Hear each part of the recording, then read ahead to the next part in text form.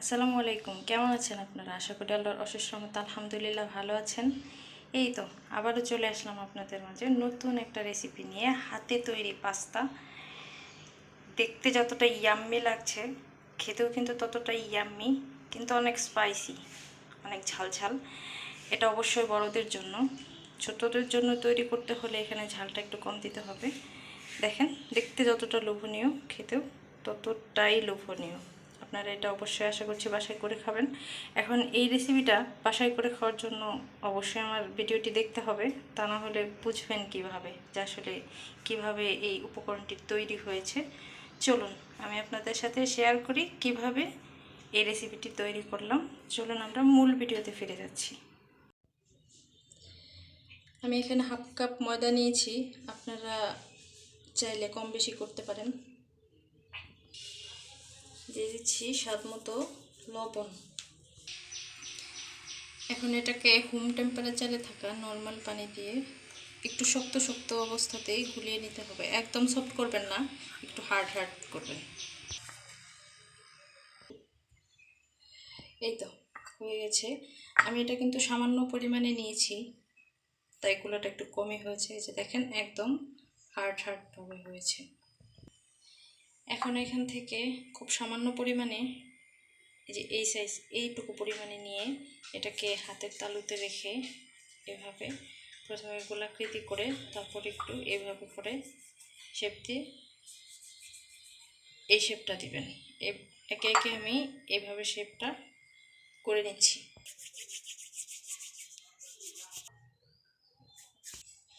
আমি এক এক করে সবগুলোই করে নিয়েছি। এখন বাকি প্রসিডিউরে চলে যাচ্ছি।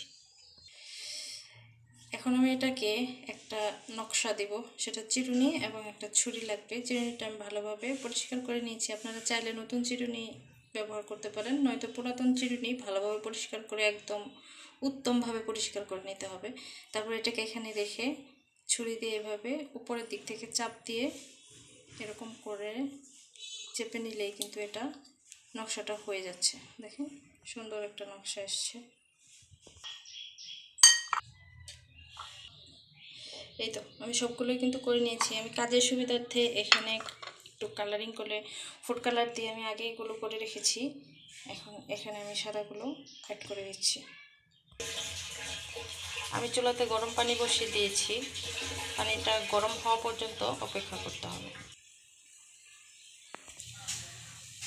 পানি কিন্তু অলমোস্ট গরম হয়ে গেছে। এখন আমি এখানে এক এক করে পিঠাগুলো ছেড়ে দিচ্ছি।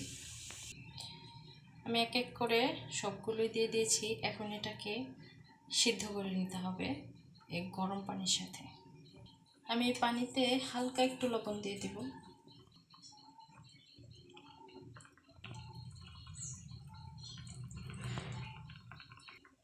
আপনারা চাইলে এখানে যে কোনো কালার অ্যাড করতে পারেন। আমি এখানে বিস্কিট কালার আর লাল কালারটা দিয়েছি। আপনারা এখানে সবুজ যে কোনো কালার ব্যবহার করতে পারেন, ফুড কালার যেটা। এটা কিন্তু প্রায় সিদ্ধ হয়ে এসছে। আমি মিনিট খানিকের মতো রান্না করলে এটাকে নামিয়ে নিতে পারবো।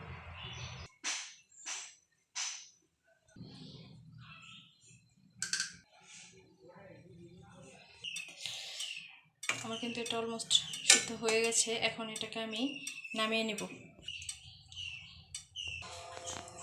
চলে এসেছি রান্নার পরবর্তী স্টেপ। আমি এখানে সামান্য পরিমাণে সয়াবিন তেল দিয়ে দিচ্ছি রান্নার জন্য। এখন দিয়ে দিচ্ছি কিছুটা রসুন আর শুকনো মরিচ কুচি করে। এটা হালকা একটু ভাজা হয়ে গেলেই দিয়ে দিব পরবর্তী উপকরণগুলো।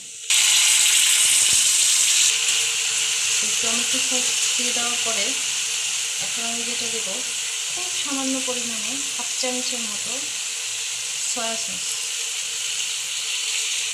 এখন দিয়ে দিচ্ছি কিছুটা সাদা তিল। আপনারা এই অবস্থায় আগুনের আঁচটা কিন্তু একদম কমিয়ে রাখবেন, নয়তো এই যে দেখেন নিচে কিন্তু লেগে লেগে যাবে।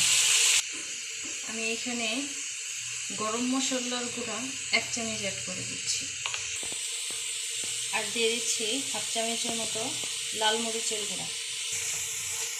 আপনারা লাল মরিচের গুঁড়াটা চাইলে স্কিপ করতে পারেন, যারা একটু ঝাল বেশি খেতে পছন্দ করেন তারা এটা দিবেন, নয়তো এটা দিবেন না। বিশেষ করে এটা যদি বাচ্চাদের জন্য রেডি করেন তাহলে মরিচ ঝাল যতটা কম দিবেন ততটাই ভালো হবে। দিয়ে দিচ্ছি হাফ চামচের মতন চিনি, স্বাদ মতো লবণ। এই পর্যায়ে সিদ্ধ করে রাখা পিঠাগুলো আমি এখানে দিয়ে দিচ্ছি। এই পর্যায়ে আমি একদম সামান্য পরিমাণে পানি অ্যাড করব, খুব সামান্য। পানিটা কিন্তু আমি বেশি দিইনি, খুব সামান্য পরিমাণে দিয়েছি। এটাকে গরম করে নিতে হবে কিছু সময়, 1 থেকে 1.5 মিনিটের মতো এটাকে রান্না করে নিতে হবে, একদম নিবু নিবু আছে। অবশ্যই নাড়াচাড়ার মধ্যে রাখবেন, নয়তো নিচ দিয়ে লেগে যাবে। লেগে গেলে পুরো একটা স্মেল আসবে, খেতে ভালো লাগবে না। রান্নাটা কিন্তু অলমোস্ট ডান। এটা আমি এখন কিছুক্ষণের মধ্যেই নামিয়ে নিতে পারবো। এটা কিন্তু হাতে বানানো পাস্তা বা পিঠা যে যাই বলেন, কিন্তু এটা কিন্তু পাস্তার মতোই, খেতেও পাস্তার মতোই ফ্লেভার আসে। এখন আমি এটাকে নামিয়ে নেব। এই তো রেডি হয়ে গেল ইয়াম্মি ইয়াম্মি মজাদার হাতে তৈরি পাস্তা বা পাস্তা পিঠা, যে যেটা বলতে পারেন, অসুবিধা নেই। এটা খেতে জাস্ট অসাম লাগে। এটা দেখতে যতটা ইয়াম্মি, একদম হেলদি এবং কোনো প্রকার আর্টিফিশিয়াল কোনো কিছু ছাড়াই। এটা আপনার বাচ্চাদের জন্য দিলেও অনেকটাই হেলদি হবে, স্বাস্থ্যের জন্য হেল্পফুল হবে। এটা বিকেলে স্ন্যাক্স হিসেবে খেতে পারে, আত্মীয় স্বজনের আপ্যায়ন হিসেবে চলতে পারে, বাচ্চাদের টিফিনে দিয়ে দিতে পারেন, ওরা কিন্তু খুশি খুশি মনে খেয়ে নেবে। বড়দের জন্য একটু ঝাল বেশি হলে খেতে আরও মজা লাগে।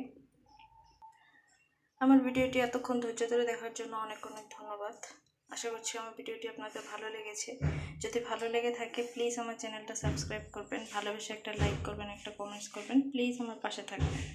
আজ তাহলে এই পর্যন্তই। ভালো থাকুন, সুস্থ থাকুন, আল্লাহ হাফেজ, আসসালামু আলাইকুম।